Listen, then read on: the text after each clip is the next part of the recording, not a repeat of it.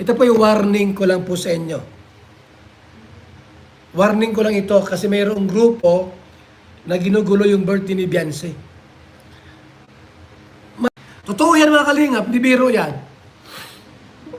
Kasi may grupo po, hindi ko alam kung legit yan na AIDS yan. Baka sinisiraan lang si Beyonce. Sinabi ko lang sa inyo ito. Hi everyone! It's me, Iska Foodie Mix Channel. So magandang umaga, tanghali at gabi sa ating lahat sa iba't ibang panig ng bansa. So ngayon is magre-reaction tayo sa live ni Kuya Bal kagabi. Yan, ang about sa birthday ni Beyonce. Yan, so ang title po natin is legit o fake ba na group naglabas ng plan sa birthday ni Beyonce, and Kuya Bal nag-warning sa EDSIM niyan. So, ito po ang pag-usapan natin at magbibigay tayo ng opinion, and alam naman po lahat ng mga kalingap at mga nanonood sa akin, isa ako pong followers ng kay Kalingap Edo at saka EDSI. So, dito malalaman nyo po ang sagot. Abangan nyo po ito. So, eto po, may kinuha po tayong live video sa live ni Kuya Bal. So, bago tayo mag-start guys, i-shoutout muna natin ang ama ng Kalingap, Kuya Bal Santos Matubang at Edna Vlog, Kalingap Rab, Kalingap Edo, at pakisali na rin po ang mga kasamahan natin sa Karepa, BSM Boy, and K-Boy. So, pakisupport po ang aming mga channel. And eto po, pag-usapan na natin at panoorin po muna natin ang kinuha kong video clip kay Kuya Bal sa birthday ni Beyonce, yung plan ng ewan ko kung fake o totoong grupo ito na nag-link ang usapan sa loob ng GC. So ito, panoorin natin guys. Wala pa nga ning September pa ang birthday ni Beyonce. Ang dami ng mga nagsasuggest. Ano ba kayo? Kayo na masunod. Ano? Ang sponsor po, sponsor lang. Hindi pwede maghari-harian. Sponsor lang kayo, tapos kayo ang gusto masunod. Ano yan? Pwede ba yun? Pwede yun gayon? Hindi po pwedeng ganon.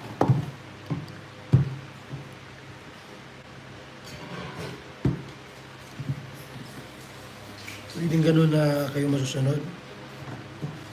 Sponsor kayo, matulong kayo. Tapos gusto nyo kayo masusunod kung anong mga dapat gawin, mga paghahanda. Pambira naman kayo.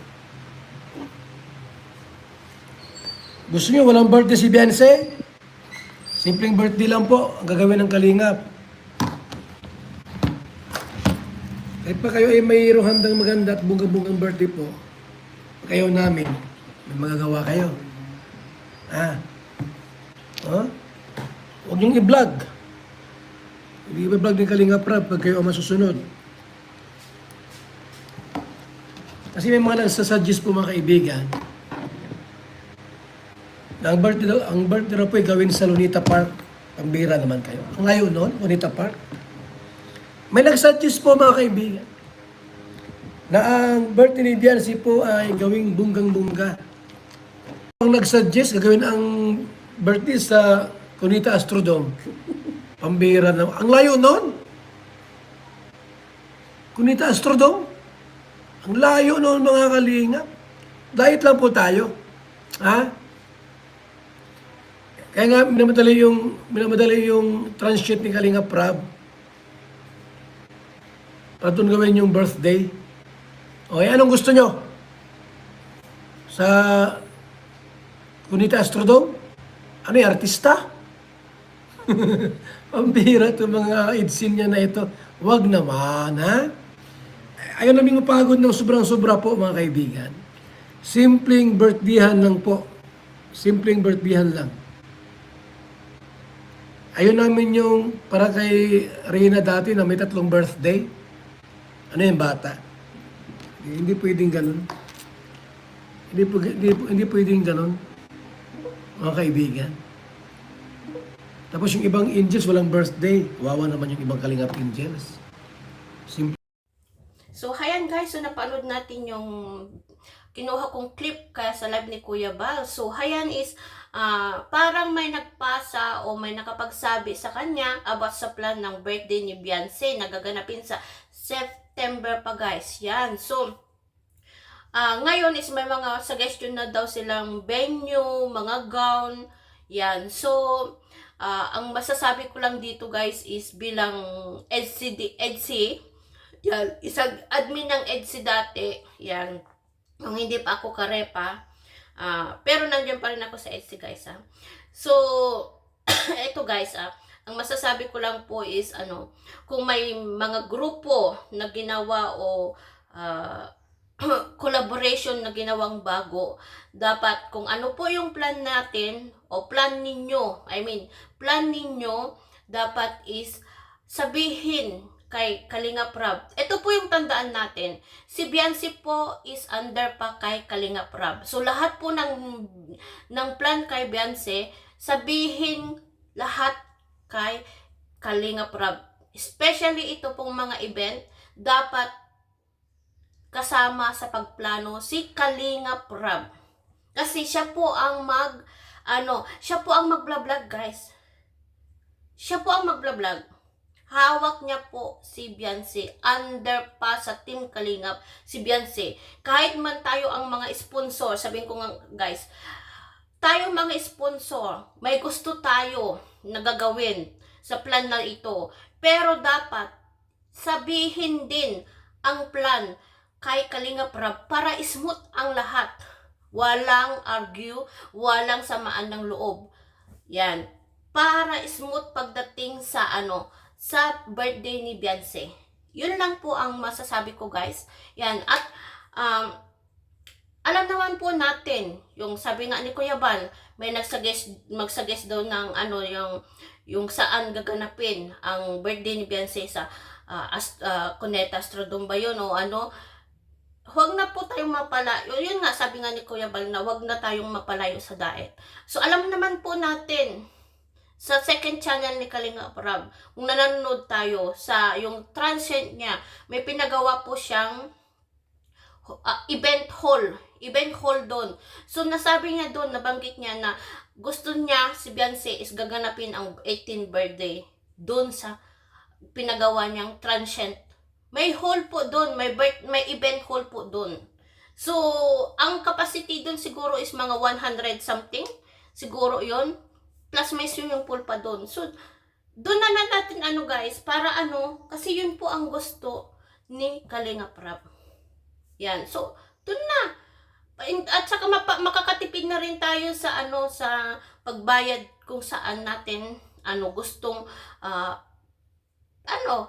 yung mga suggestion ninyo kung saan ninyo gustong gagawin yung birthday. So, makakatipid pa kayo dun kung sa transient ni Kalinga Prab. So, yun po sana guys. Bilang tayong mga sponsor is wag natin angkinin ang isang beneficiaries. Kasi, yan nga, tulad nga sabi ni Kuya Bal na yung mga ibang Kalingap Angels, walang masyadong magarbong birthday. Pero pagdating sa ating mga sasabihin natin na mga sikat, si Beyonce, si Carla at saka si Danjoy. So iba po yung nila yan kasi mas marami po silang mga sponsor. So alam po natin yan. So sana is maunawaan ninyo o huwag kayong magalit sa sinasabi ko guys. Opinion ko lang po ito bilang isang EDC din na isa din sponsor. Hindi naman ako malaking sponsor guys. So yan guys, so dapat is katulad ko din ng mga ibang sponsor, ilagay po natin sa lugar minsan. Ito po yung masasabi ko po sa inyo. Yan. So ito pa guys, panoorin pa natin ang ibang video clip. Jess, kung saan ang birthday yan. Ayan natin si Kalinga Prab kung saan. Support lang tayo. Kung gusto niyong tumulong po sa birthday, tumulong kayo. Ganun, litson, pagkain, ganun lang. Pero yung masabi kayo na ang birthday sa Cuneta Astrodome, ano yan? Sharon Cuneta? Pambira naman itong mga ito. Ha? Ano, legit ba ito? Bakit ito ay prank-prank lang? Yan o. Kuya Bal, 6 ang gown ni Beyonce sa birthday niya. At gawin ay sa Cunita Astrodome.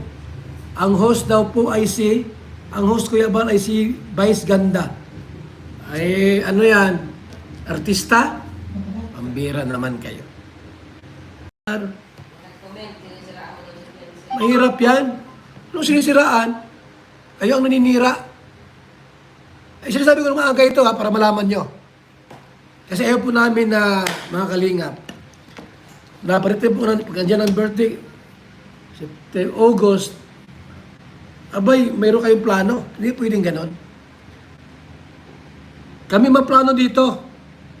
Ano po? Anong gusto ni Kalingap Rob? Siya maplano. Hindi kayo. Kung gusto nyo tumulong po, tumulong lang kayo. Nasaan yung text dyan? Akin na.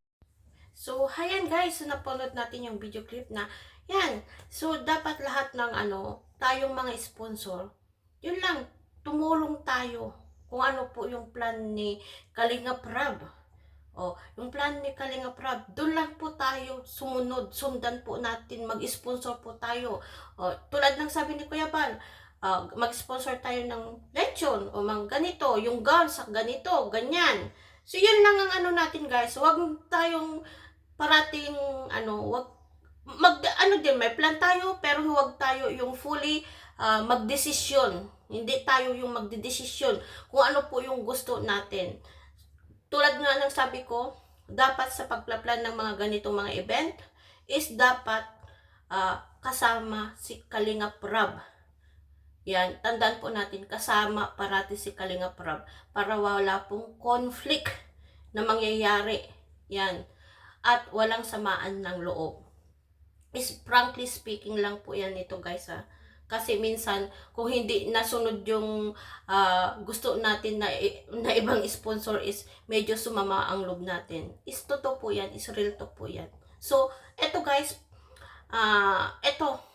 may video clip pa tayo nakuha kay Kuya Bal. Panoorin natin ito kasi alam ko ang ibang mga ibang viewers natin hindi pa nila napanood yung live ni Kuya Bal.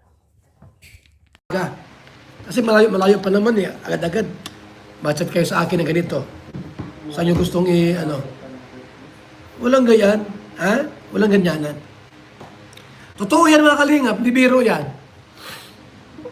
Kasi may grupo po, hindi ko alam kung legit yan na EDC yan. Baka sinisiraan lang si Beyonce. Sinabi ko lang sa inyo ito. Itong grupo na ito po na gustong pasukin ang birthday ni Beyonce. Walang ganyanan po, ha? Walang ganyanan. Warning ko lang ito kasi mayroong grupo na ginugulo yung birthday ni Beyonce. Maraming bisita po darating sa birthday ni Beyonce. So, ayan guys, may warning na si Kuya Bal sa mga legit o fake na group o basher ni Beyonce na naglabas ng link o usapan sa GC o kasi may nakarating na usapan o may nalaman si Kuya Bal pagdating po sa pagplan ng 18th birthday ni Beyonce. So, ayan, so napanood natin, narinig natin yung sinabi ni Kuya Bal. So, ang tanong guys, legit ba o fake group yung nagpasa o sabihin na lang natin na nagpasa kay Kuya Bal ang mga usapan o idea o plan ng isang grupo.